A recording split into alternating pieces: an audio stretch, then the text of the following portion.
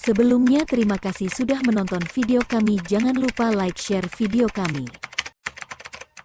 Bismillahirrahmanirrahim. Kita mulai.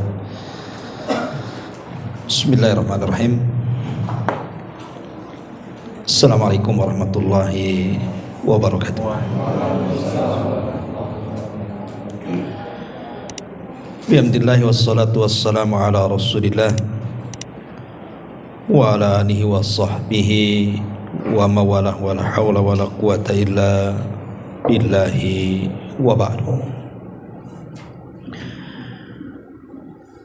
Alhamdulillah, di malam ini kita bisa lanjutkan kajian kita, masih membahas surah Al-Buruj, dan kita masuk pada ayat keempat dan seterusnya. A'udzubillahi minasyaitonirrajim. Bismillahirrahmanirrahim. Qutila ashabul ukhdud an-nari dzatil waqud idhum 'alaiha qu'ud wa hum 'ala ma yaf'aluna bil mu'minina syuhud wa ma naqamu minhum illa an yu'minu billahil azizil hamid alladzi lahu mulkus samawati wal ard wallahu 'ala kulli syai'in syahid. Kutila, dilaknat atau dibinasakan orang-orang yang membuat parit. Maksudnya parit-parit api. An-nari dzatil waqud, yang berapi, yang mempunyai kayu-kayu bakar. Idhum 'alaiha qu'ud, ketika mereka duduk di sekitarnya. Wa hum 'ala ma yaf'aluna bil mu'minina syuhud, sedangkan mereka menyaksikan apa yang mereka perbuat terhadap orang-orang yang beriman. Wa ma naqamu minhum, dan mereka menyiksa orang-orang yang beriman itu illa an yu'minu billahil azizil hamid, hanya karena orang mukmin itu beriman kepada Allah yang maha perkasa lagi maha terpuji. Alladzi lahu mulkus samawati wal ard wallahu ala kulli syai'in qadir wallahu ala kulli syai'in syahid, yang memiliki kerajaan langit dan kerajaan bumi, dan Allah maha menyaksikan segalanya. Baik. Ma'asyiral muslimin wal muslimat rahimani wa rahimakumullah. Di sini Allah Subhanahu wa taala mengatakan qutila ashabul ukhdud, telah dilaknat atau dibinasakan ashabul ukhdud. Kisah ashabul ukhdud ini adalah kisah yang merata hampir di semua negara dari zaman ke zaman. Walaupun pendapat yang kuat adalah sebagaimana yang sudah kita kisahkan pada minggu yang lalu, kejadian ashabul ukhdud yang dimaksud dalam suratul Buruj adalah kejadiannya di Yaman. Tapi baik, kita akan urut sebagai pengetahuan bahwa ashabul ukhdud ini terjadi di beberapa negara, bukan hanya di Yaman saja. Kita urut dari Mesir. Ma'asyiral muslimin yang dimuliakan Allah Subhanahu wa taala, ketika Nabi Allah Musa alaihi salatu wassalam mulai mendakwahkan risalahnya kepada Fir'aun dan keluarganya, maka Allah Subhanahu wa taala takdirkan banyak di antara keluarga Fir'aun itu yang beriman tetapi menyembunyikan keimanan mereka, yang disebut dengan mu'minu ali Fir'auna, orang-orang yang beriman di kalangan keluarga Fir'aun. Nah, salah satunya adalah istri beliau namanya Asiyah bintu Muzahim. dan juga tukang sisirnya namanya Masyitatu ibnatu Fir'aun. Lah dikisahkan ketika Fir'aun mengetahui keimanan dari Asiyah bintu Muzahim, maka Fir'aun kemudian membunuh Asiyah dengan cara sadis. Tetapi sebagai balasannya karena Asiyah sudah mempertahankan keimanannya, makanya Allah Subhanahu wa taala memberikan balasan besar kepada Asiyah ketika dia berdoa kepada Allah, Rabbi ibnili indaka baitan fil jannah wa najjini min fir'auna wa amali. Ya Allah, bangunkan untukku istana yang megah di sorga. Maka Asiyah sebelum wafat diperlihatkan istananya. Tapi bukan ini kisah Ashabul Ukhdudnya. Kisah Ashabul Ukhdudnya adalah terjadi kepada Masyitah ibnatu Fir'aun. Disebutkan dalam hadis yang sahih, dalam peristiwa Isra dan Mi'raj yang begitu panjang. Jadi satu hari Nabi SAW mencium bau yang sangat-sangat harum di sorga. Kemudian Nabi bertanya kepada Jibril, ma hadhihi ar-raihata ya Jibril, ini harumnya siapa, kok semerbak seperti ini? Maka Jibril alaihi mengatakan, hadhihi raihatu Masyitah ibnati Fir'aun, ini adalah wewangian ataupun harum-haruman yang datang dari Masyitah, tukang sisir dari putri Fir'aun wa auladiha, dan dari anak-anaknya. Kemudian Nabi SAW bertanya, wa masya'nuha, kok bisa? Maka Jibril di sini menceritakan. Jadi saat Masyitah ini sedang menyisiri salah satu putri daripada Fir'aun, karena Fir'aun kan tidak punya anak laki-laki, semua anak Fir'aun itu perempuan. Ketika kemudian sisirnya jatuh, secara refleks kemudian Masyitah mengatakan Bismillah dengan menyebut nama Allah. Lah putri Fir'aun ini heran, apakah yang dimaksud Allah itu maksudnya Fir'aun yang mengaku Tuhan? Sehingga dia bertanya, siapa Allah itu? Kenapa kau sebut-sebut? Maka kemudian Masyitah mengatakan, dia adalah Rabbi wa Rabbuka, itu adalah Rabbku dan Rabbu, serta Rabb bapakmu dan Rabb seluruh manusia di alam semesta ini. Marahlah kemudian putri Fir'aun ini, kemudian melaporkan kepada ayahnya. Dari situlah kemudian Fir'aun bangkit, kemudian memanggil Masyitah, disuruh murtad, tidak mau. Maka disebutkan dalam riwayat, akhirnya Fir'aun pun kemudian memerintahkan prajuritnya untuk menyediakan penggorengan yang sangat besar.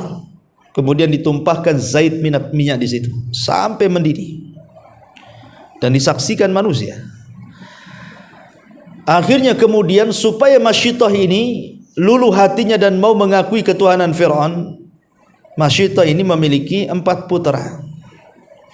Karena dia seorang janda, punya 4 putra. Mulailah satu-satu putranya dimasukkan kepada penggorengan itu. Putranya ini tidak tahu menahu soal apa dosa mereka.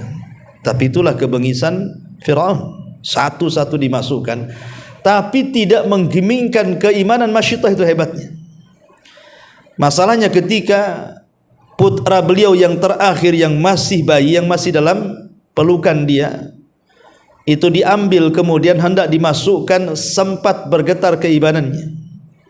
Tetapi tiba-tiba di sini terjadi keajaiban, di mana putranya mengatakan, ya ummah, wahai ibuku, la takhafi, jangan takut, fa innaki alal haq, engkau di atas kebenaran. Maka ketika kemudian tiba-tiba disemangati oleh bayi yang bisa bicara itu, maka Masyitah pun mengikhlaskan bayinya, dilempar ke dalam penggorengan itu, dan belakangan dia pun dilempar juga di situ. Apa alasan Masyitah ini dilempar kepada penggorengan? Coba. Disitulah Allah mengatakan, wa ma naqamu minhum illa an yu'minu billahil azizil hamid. Tidaklah mereka menyiksa orang-orang yang beriman, dikarenakan orang-orang yang beriman itu beriman kepada Allah Subhanahu wa ta'ala, hanya mempertahankan keimanan mereka sampai kemudian menjadi korban pembakaran. Ini kisah Ashabul Ukhdud yang pertama. Kemudian kisah Ashabul Ukhdud yang kedua, ini di Mesir. Kita pindah dari Mesir ke Irak. Ma'asyiral muslimin yang dimuliakan Allah Azza wa Jalla, di Irak terkenal kisah Ashabul Ukhdud adalah pembakaran siapa? Nabi Allah Ibrahim. Nabi Ibrahim alaihi salatu wassalam yang disebutkan dalam surah Al-Anbiya ayat 68 sampai 70. Allah Subhanahu wa taala berfirman, qalu harrikuhu wansuru alihatakum in kuntum fa'ilin. Mereka para pejabat-pejabat Namrud mengatakan, bakarlah Ibrahim, tolonglah Tuhan-Tuhan kalian jika kalian memang membelanya. Akhirnya kemudian kisahnya seperti ini sebenarnya. Jadi Nabi Ibrahim alaihi salatu wassalam itu satu hari kerajaan mengadakan pesta negara, kayak Agustusan lah kalau di zaman sekarang ini. Semua rakyat harus hadir di tanah lapang yang ditentukan oleh Namrud itu. Semua keluar, termasuk keluarga Ibrahim Azar. Lah Azar ini meminta Ibrahim untuk ikut serta dalam perayaan itu. Tetapi Ibrahim berpura-pura sakit dan mengatakan, inni sakim, saya sedang sakit. Inilah dusta pertama Ibrahim. Dia berdusta kepada ayahnya padahal dia sehat, tapi karena dia ada rencana lain sehingga dia berpura-pura sakit dan mengatakan inni sakim, saya sedang sakit. Akhirnya keluarganya berangkat sendiri, Ibrahim sendirian di rumahnya. Rupanya dia sudah mempersiapkan senjata palu, masuk ke dalam istana. Disitulah kemudian dia hancurkan banyak patung di dalam istana itu. Sampai-sampai akhirnya ketika selesai perayaan itu, dikagetkanlah para pembesar Namrud itu karena Tuhan-Tuhannya bergelimpangan, hancur lebur. Sehingga kemudian mereka pun berusaha mencari siapa yang menghancurkan itu. Belakangan ketahuan Ibrahimlah pelakunya. Ditangkap Ibrahim kemudian diadili. Kemudian mereka pun bertanya, a anta fa'alta bi alihatina ya Ibrahim? Engkau ya yang melakukan ini? Kata Ibrahim, tidak, bal fa'alahu kabiruhum hadha. Itulah patung yang paling besar yang melakukannya. Karena palunya ada di leher dia kan itu. Sebenarnya Ibrahim ingin memberikan pemahaman tentang tauhid. Karena bukan masalah menghancurkan patung. Karena patung dihancurkan besok dibuat lagi, dihancurkan dibuat lagi. Buat apa seperti itu dakwah? Karena membuat patung bukan perkara sulit, kan mudah. Besok hancur dibuat lagi. Tapi Ibrahim itu kan ingin mengirim semacam SMS message ke kaumnya Namrud itu, bahwa berhala yang mereka sembah itu tidak bisa menolong mereka sendiri, apalagi menolong kalian. Buktinya dihancurkan pun diam saja. Makanya Ibrahim sempat mengatakan kepada kaumnya dan mengatakan, fas'aluhu in kanu yantikun. Kalau memang aku yang bersalah yang menghancurkan patung-patung itu, tanya kepada mereka kalau mereka bisa bicara. Mereka mengatakan, ya sudah tahu mereka tak bisa bicara. Lah kalau sudah tahu mereka tak bisa bicara, kenapa kalian sembah gitu maksudnya? Ketika mereka sudah tidak bisa berhujah di hadapan Ibrahim, dari situlah kemudian mereka pun mengatakan, qalu harrikuhu wansuru alihatakum. Tangkap, bakar Ibrahim, bela Tuhan-Tuhan kalian. Kemudian akhirnya Namrud pun meminta kepada seluruh rakyat Babylon untuk mengumpulkan kayu bakar. Bayangkan, semua rakyat Babylon semangat karena keyakinan mereka yang sangat kuat dengan Namrud, sehingga satu di antara mereka, kalau ada ibu-ibu ini sedang hamil, kemudian mereka pun bernazar, ya Allah, kalau seandainya bayiku lahir, maka bayiku aku nazarkan supaya ikut membesarkan api untuk membakar Ibrahim. Jadi sampai ibu-ibunya nazar itu, supaya kalau lahir anaknya juga ikut niup-niup api itu, biar besar apinya. Sampai seperti itu, ya.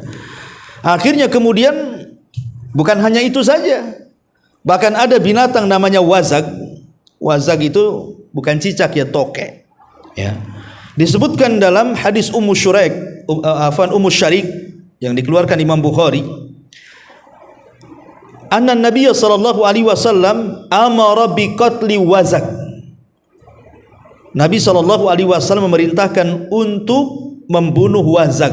Wazag itu ya cicak besar lah. Kalau saya lihat di kamus-kamus, gambar wazak itu bukan cicak, bukan, tapi toke kayak gitu. Kalau dia bunyi kan, nanti dihitung tuh berapa, 1, 2, 3, ngitung kancing ya. Kalau 7 kali, besok dagang nih, berhasil nih. Kalau kurang dari 7, berarti ganjil, ini besok gak usah dagang katanya. Ada orang jadikan suara toke itu dijadikan untung-buntung tuh kan. Jadi Nabi SAW memerintahkan untuk membunuh toke. Kenapa alasannya? Kana yanfuhu ala Ibrahim alaihi salam. Dahulu toke itu ikut membantu meniup-niupkan api untuk membakar Ibrahim. Dari sini ma'asyiral muslimin yang dimuliakan Allah Subhanahu wa taala, para ulama ada yang mengatakan ya tentang hukum membunuh toke itu sunnah hukumnya. Ingat, bukan cicaknya. Ya, toke, ya bukan cicak, toke, karena beda cicak dengan toke. Kalau cicak itu kan tidak membahayakan. Kalau toke gigit itu membahayakan gitu ya. Karena saya lihat di kamus-kamus itu gambarnya bukan cicak tapi toke wazag gitu. Ya. Nabi SAW sampai mengatakan, man qatala wazagon fi awwali dharbatin kutibalahu mi'ata hasanatin wa fi tsaniyati duna dzalik wa fi tsalitsati duna dzalik. Barang siapa yang membunuh toke sekali pukul, maka dituliskan baginya pahala 100 kebaikan. Dan barang siapa yang memukulnya lagi, maksudnya 2 kali pukul berarti pahalanya di bawah itu. Barang siapa yang memukul 3 kali baru mati, maka pahalanya di bawah itu. Imam Nawawi rahimahullah ta'ala memberikan catatan, jadi kalau sekali pukulan 100 pahala, gebuk mati 100 pahala gitu ya. Kalau 2 kali berarti di bawahnya 70 kebaikan. Kalau debuk-debuk mati 70. Nah, kalau seandainya kemudian di bawahnya lagi berarti 50. Ya, kalau dipukul tak mati-mati, tak dapat pahala lah tuh.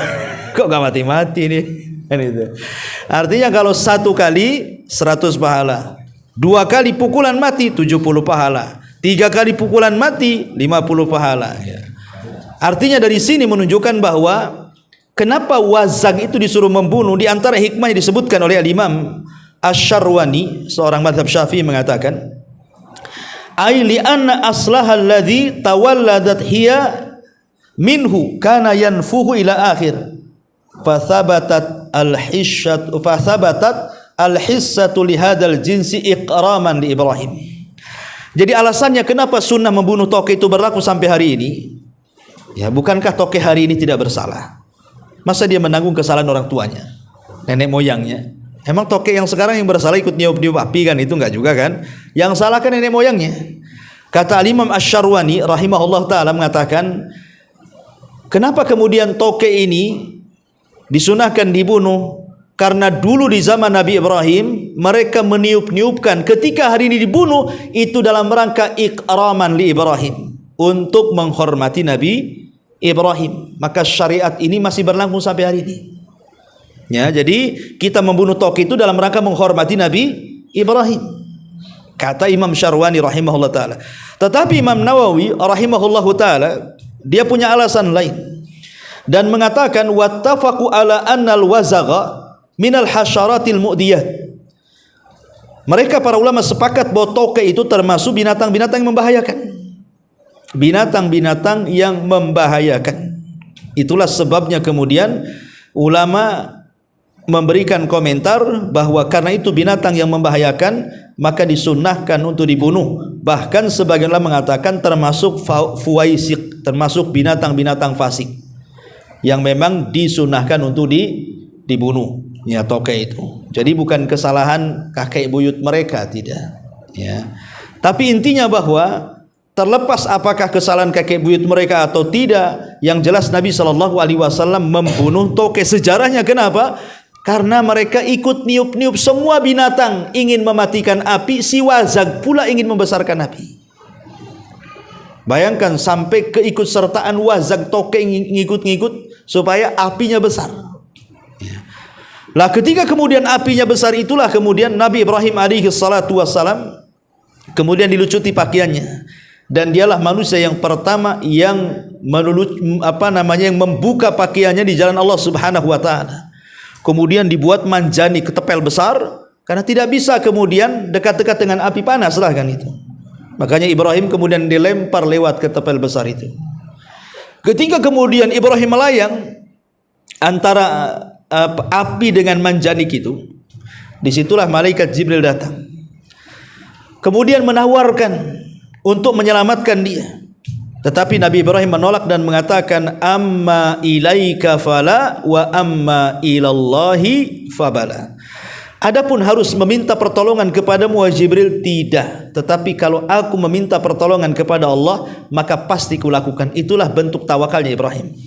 Dari sini Ibrahim kemudian mengucapkan kalimat yang diucapkan Nabi SAW saat ketakutan, hasbunallah wa ni'mal wakil. Cukuplah Allah sebagai pelindungku, karena dia sebaik-baik pelindung. Dari sini Allah Subhanahu wa taala ketika Ibrahim membaca doa itu, maka Allah mengatakan, kul ya naru kuni bardan wa salaman ala Ibrahim. Katakan wahai api, dinginlah engkau. Kul ya naru kuni bardan, jadilah kau dingin. Tapi ayatnya tidak sampai di sini. Sebab kalau ayatnya sampai di sini, maka api satu dunia sejak Ibrahim sampai kiamat pasti dingin. Susahlah kita mau ngopi, mau ngeteh, teh nggak ada lagi. Ya. Kalau seandainya ayatnya sampai di sini, tetapi Allah Subhanahu wa taala tidak mengkhitab api dingin itu sampai di sini, tapi Allah mengatakan wasalaman ala Ibrahim. Selamatkan Ibrahim. Berarti api menjadi dingin itu khusus bagi Ibrahim saja, tidak umum bagi yang lainnya. Ma'asyiral muslimat yang dimuliakan Allah Azza wa Jalla, akhirnya kemudian Ibrahim pun diselamatkan Allah Subhanahu wa taala. Bahkan ketika Ibrahim selamat, ayahnya Azar itu sempat mengatakan ni'matur rabb rabbuka ya Ibrahim, sebaik-baik Tuhan Tuhan wahai Ibrahim. Tapi juga tidak beriman tuh. Sudah jelas depannya mukjizat, tidak mau beriman juga bapaknya tuh. Nah, ini kisah yang kedua terjadi di Irak. Ini juga disebut Ashabul Uhdud. Ya, orang-orang yang beriman yang dimasukkan ke dalam pembakaran. Ma'asyiral muslimin yang dimuliakan Allah Azza wa Jalla. Kemudian beralih dari Mesir, kemudian Irak, kemudian ke Syam. Di Syam ini dulu setelah Isa bin Maryam meninggal dunia, maka murid-muridnya Isa yang disebut dengan Hawariyun, yang Allah Subhanahu wa taala firmankan dalam surah Shaf ayat 14. Allah Subhanahu wa taala berfirman, ya ayyuhalladzina amanu kunu ansarallah kama qala Isa ibn Maryam lil hawariyina man ansari ilallah qala al hawariyuna nahnu ansarullah. Wahai orang-orang yang beriman, jadilah kalian penolong-penolong Allah, sebagaimana Isa mengatakan kepada Hawariyun, siapa yang akan menjadi para penolong Allah? Maka orang-orang Hawariyun mengatakan, kami yang akan menolong Allah. Jadi setelah wafatnya Isa bin Maryam, orang-orang Hawariyun ini kan dikejar-kejar oleh raja zalim, murid-muridnya Isa ini. Setelah Isa diangkat ke langit, maka kemudian orang Hawariyun terpecah menjadi tiga. Ada yang meninggalkan kota, lari jauh sejauh-jauhnya. Ada yang mereka masih syahid dibunuh oleh kerajaan zalim. Ada juga yang mereka sembunyi tetap di kota, tapi mereka tidak mendakwakan karena takut. Lah ketika itu Allah takdirkan raja di saat itu tiba-tiba menjadi Nasrani. Jadi rajanya tiba-tiba memeluk agama Nasrani. Masalahnya raja ini kemudian dihasut untuk ekstrim terhadap pemahaman terhadap Isa bin Maryam dan mengatakan Isa itu anak Tuhan. Nah, itulah raja pertama yang mengatakan Isa itu ibnullah. Kemudian dia memaksa seluruh rakyatnya untuk mengatakan Isa itu anak Tuhan, kalau tidak dibakar. Maka kemudian terjadilah pembakaran dan kaedah Isa ibnullah menjadi kaedah orang-orang salib sampai hari ini. Ya kan? Mengatakan Isa adalah anak Tuhan, Isa adalah satu di antara tiga Tuhan, bahkan Isa adalah Tuhan itu sendiri. Makanya Allah mengatakan lam yalid wa lam yulad. Nah, ini juga terjadi di mana? Di Syam. Ya. Kemudian pindah dari Syam ke Persia. Persia. Persia itu di Iran. Ya. Jadi dahulu di Persia ada seorang raja menikah dengan salah satu dari dia kepincut dengan salah satu gadis. Ada seorang raja di Persia itu, dia suka dengan salah satu gadis karena kecantikannya. Masalahnya gadis itu masih ada hubungan mahram dengan sang raja itu, dan itu tidak dibolehkan. Ya. Tetapi karena sudah jatuh cinta raja ini kepada sang gadis tadi, akhirnya dia pun menikahinya, dan dia berjanji siapapun yang mencela dia, yang menghalang-halangi dia untuk menikah gadis itu, maka akan dibakar hidup-hidup. Akhirnya banyak orang-orang yang dibakar hidup-hidup sama raja itu. Setiap yang menentang dia maka akan dibakar. Walaupun ada yang mengatakan bahwa kisah ini terjadi di Babylon ketika saat Bukhtun Nasr berkuasa. Nah, tapi begitulah kemudian orang-orang yang dibakar dengan api itu karena keimanan mereka menentang kebatilan akan ada sepanjang zaman tuh. Ya. Dan yang terakhir tentu yang sudah saya ceritakan kepada antum, kisah yang ada di Yaman pada minggu kemarin yang dikisahkan tentang Ashabul Uhdud, tentang seorang raja yang zalim yang bernama Dzunuwas membakar 20.000 orang-orang yang beriman yang ketika itu mereka memeluk agama Nasrani karena Islam belum datang kan. Ya, tetapi kemudian berakhir dengan penyerangan besar-besaran dari kerajaan Nasrani yang ada di Ethiopia. Kemudian terbunuhnya Bukhtun Nasr dan Yaman dikuasai oleh orang-orang Akhbas, orang-orang Ethiopia ketika itu, sampai datangnya Nabi sallallahu alaihi wasallam baru kemudian mereka terusir dari negeri Yaman. Ya. Ma'asyiral muslimin yang dimuliakan Allah Subhanahu wa taala. Di sini Allah Subhanahu wa taala mengatakan qutila ashabul uhdud. Dilaknat ashabul uhdud. Ma'asyiral muslimin yang dimuliakan Allah Azza wa Jalla, orang-orang yang mengancam untuk membakar orang yang beriman dengan api itu akan terus ada. Bukan hanya 5 kisah saja yang sudah saya ceritakan, mulai dari Mesir, kemudian Irak, kemudian Syam, kemudian Persia, kemudian Yaman gitu ya. Tetapi sepanjang zaman akan ada orang seperti itu, dan nanti diakhiri dengan Dajjal. Karena Dajjal di akhir zaman itu akan membawa api dan juga air. Ya, jadi di sebelah kanannya api, sebelah kirinya air. Kemudian mengancam orang-orang yang tidak beriman dengan Dajjal. Tapi kata Nabi sallallahu alaihi wasallam, lemparkan kalian ke dalam api yang dibawa Dajjal, fa inna nar jannatuhu wal ma naruhu. Karena api yang dibawa Dajjal itu hakikatnya sorga, dan air yang dibawa Dajjal itu hakikatnya neraka. Kata Rasul, falian aanhu, pejamkan matamu, lemparkan dirimu ke dalam api itu, karena di balik api itu sorga dan di balik air itu neraka. Ya, jadi nanti di akhir zaman seperti itu Dajjal menyiksa orang. Dan kalau orang tidak tangguh keimanannya, pasti dia akan masuk ke dalam air kan gitu, yang hakikatnya neraka. Dan hanya sedikit yang masuk ke dalam api. Dan kenyataan hari ini banyak kaum muslimin yang disiksa dengan api kan. Ingat, lihat dulu kisah berita yang ada di Burma. Orang-orang Rohingya kan gitu ya. Dibakar hidup-hidup. Ya. Yang belakangan sekarang ini yang lagi sentral-sentralnya kasus Palestina. Ya, mereka dibakar dengan cara apa? Dihujani bom. Bom itu kan api juga kan begitu ya. Sehingga dalam satu hari itu bisa ribuan orang mati itu. Apalagi sekarang kondisi Palestina memang luar biasa, sangat memprihatinkan kan. Kalau memang betul-betul kemudian mereka tidak bisa keluar dari situ karena kemudian diputus pasokan air, pasokan api, pasokan makanan, entah apa yang mereka lakukan. Boleh jadi mungkin sebagian mereka selamat dari bom, tapi belum tentu selamat dari kelaparan kan. Mereka selamat dari bombardir Israel, tapi apakah selamat dari kelaparan? Masyaallah muslimin yang dimuliakan Allah Azza wa Jalla. Jadi akan terus ada orang-orang yang mereka akan mendapatkan kecaman ataupun siksaan dari orang-orang kafir terhadap orang-orang yang beriman. Karena Allah yang mengatakan wa ma naqamu minhum illa an yu'minu billahil azizil hamid. Dari sini faedahnya masyaallah muslimin yang dimuliakan Allah Azza wa Jalla, bahkan bahwa siapapun yang berpegang dengan agama Allah, maka dia tidak akan lepas dari ujian-ujian berat.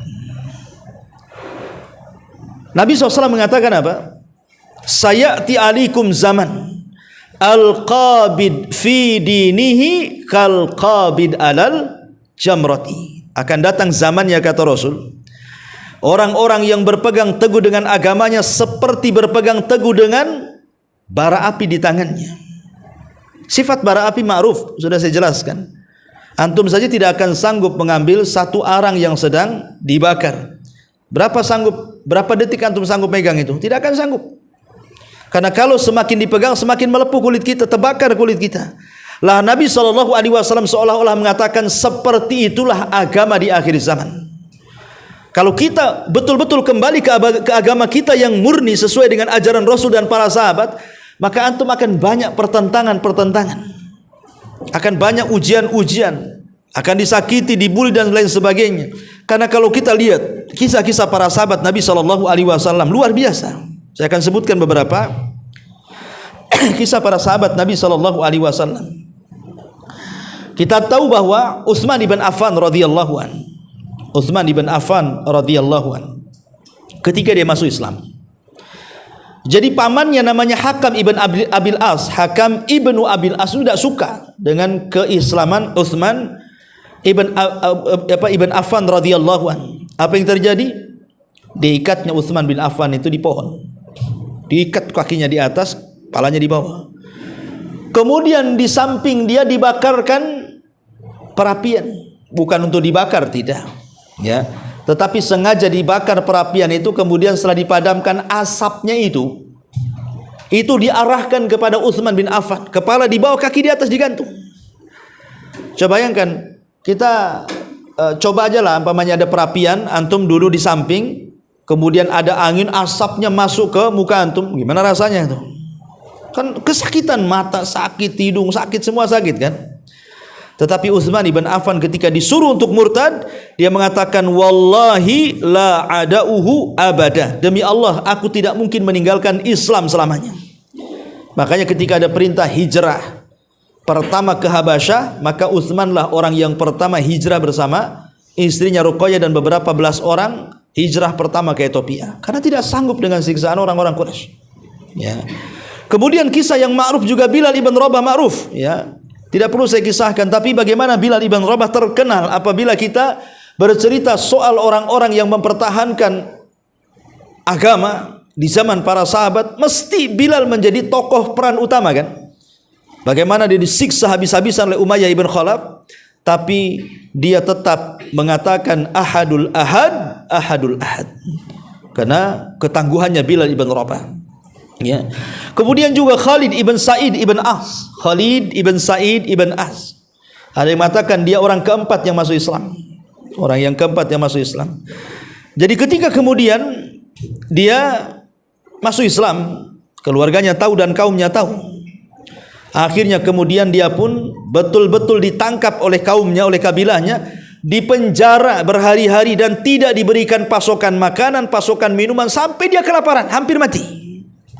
Tapi dia bersumpah untuk tidak meninggalkan agama Nabi SAW, ya. Kemudian juga Khabbab ibn Arad. Khabbab ibn Arad itu kan seorang budak dibeli oleh tuannya. Lah tuannya ini punya pandai besi.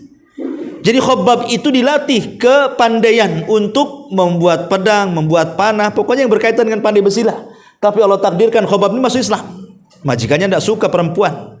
Jadi setiap hari disundut itu badan Khabbab itu supaya murtad. Dengan besi panas, namanya pandai besi. Tapi Khabbab tidak pernah murtad dari agamanya. Walaupun dia sempat tidak tahan dan dia mendatangi Nabi SAW yang ketika itu sedang bersandar di kiswah Ka'bah.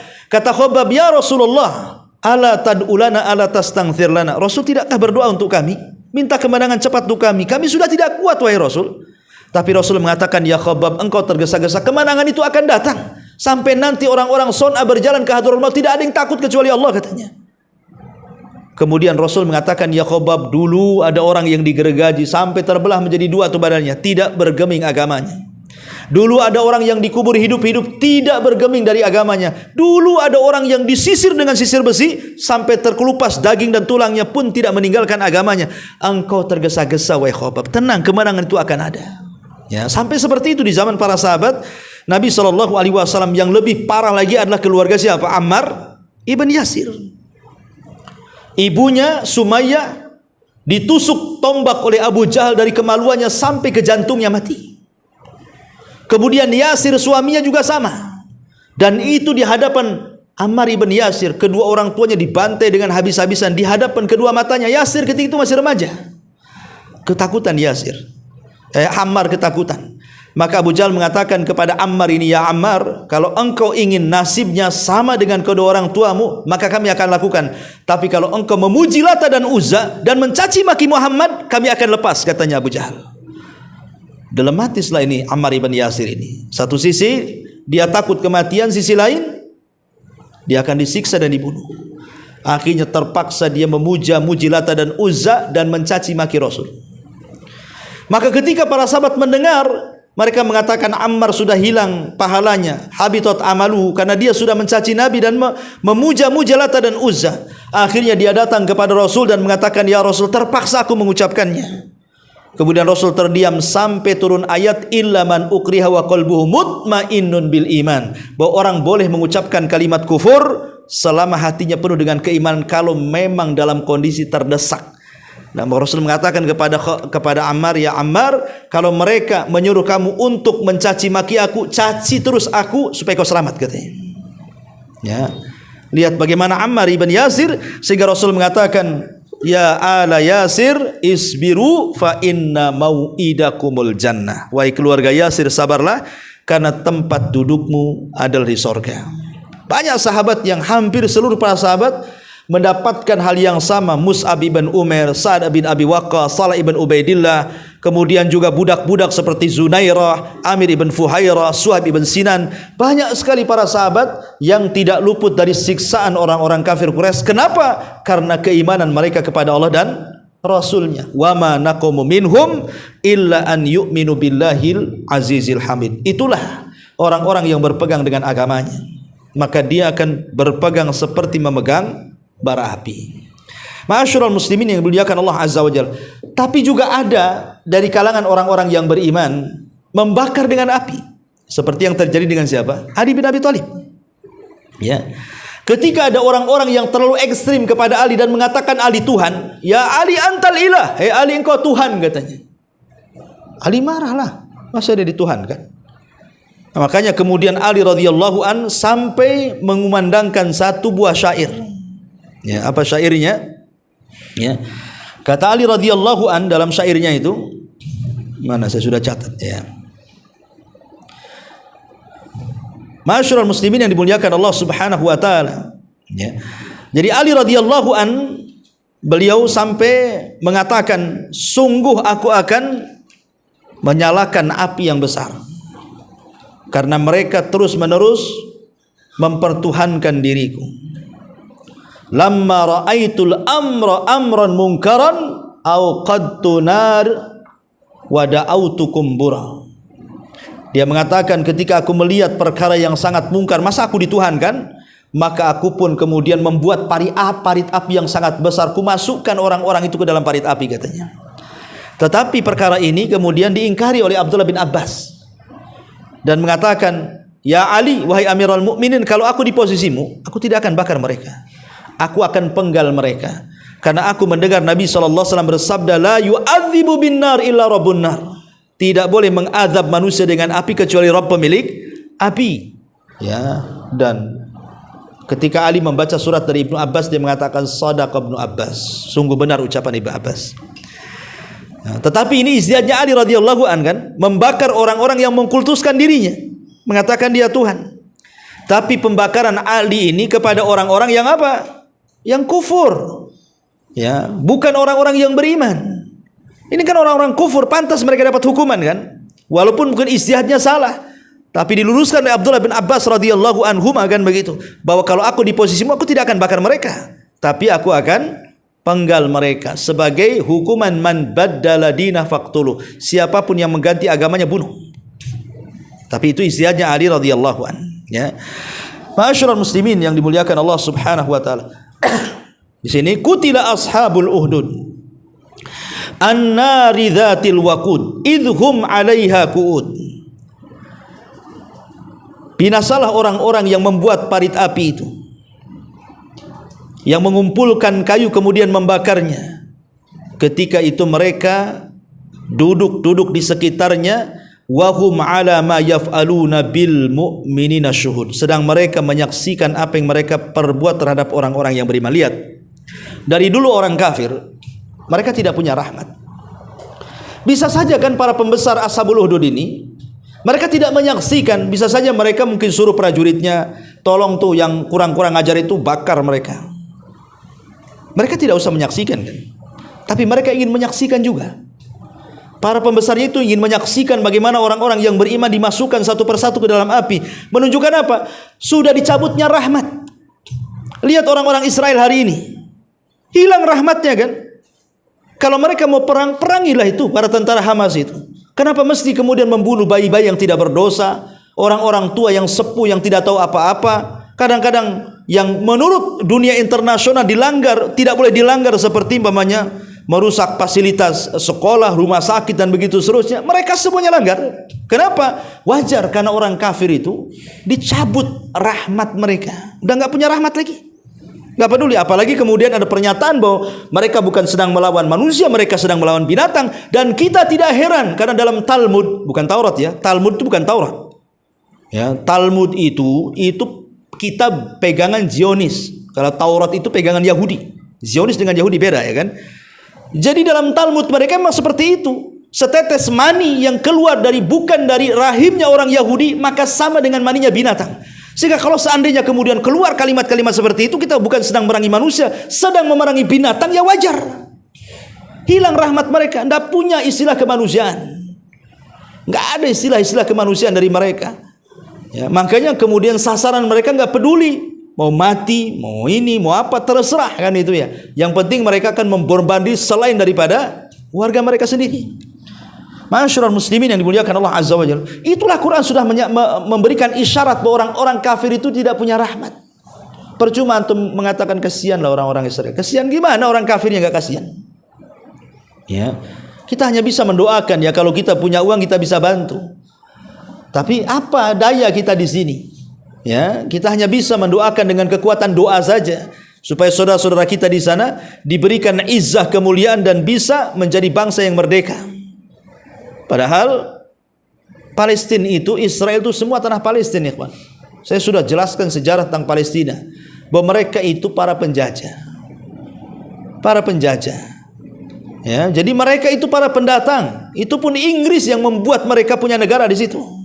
Dulunya mana ada mereka keleleran di Eropa sana. Menunjukkan bahwa mereka itu para penjajah, sehingga wajar kalau umpamanya orang-orang Palestina itu berusaha mempertahankan tanah mereka. Dan orang yang mempertahankan tanah, ya harta dan begitu seterusnya, kalau mati syahid. Masyarul muslimin yang dimuliakan Allah Subhanahu wa taala, kita hanya bisa berdoa, Allahumma ansur li ikhwanina alladziina fi Palestin. Di sini Allah mengatakan wa hum 'ala ma yaf'aluna bil mu'minina syuhud, sedang mereka menyaksikan apa yang mereka perbuat terhadap orang-orang yang beriman. Alasannya satu, wa ma naqamu minhum illa an yu'minu billahil azizil hamid. Dan mereka menyiksa orang-orang yang beriman itu hanya karena mereka menyatakan beriman kepada Allah yang maha perkasa lagi maha terpuji. Alladzi lahu mulkus samawati wal ardh wallahu ala kulli syai'in qadir, yang memiliki kerajaan yang ada di langit dan kerajaan yang ada di bumi, dan Allah maha menyaksikan segalanya. Ma'asyiral muslimin yang dimuliakan Allah Azza, itulah di antara kisah-kisah Ashabul Ukhdud. Taib, sampai di sini saja. Insyaallah ayat selanjutnya kita lanjutkan minggu depan. Subhanakallahumma bihamdika asyhadu an la ilaha illa anta astaghfiruka wa atubu ilaik. Allahu ta'ala alam. Assalamualaikum warahmatullahi wabarakatuh. Waalaikumsalam.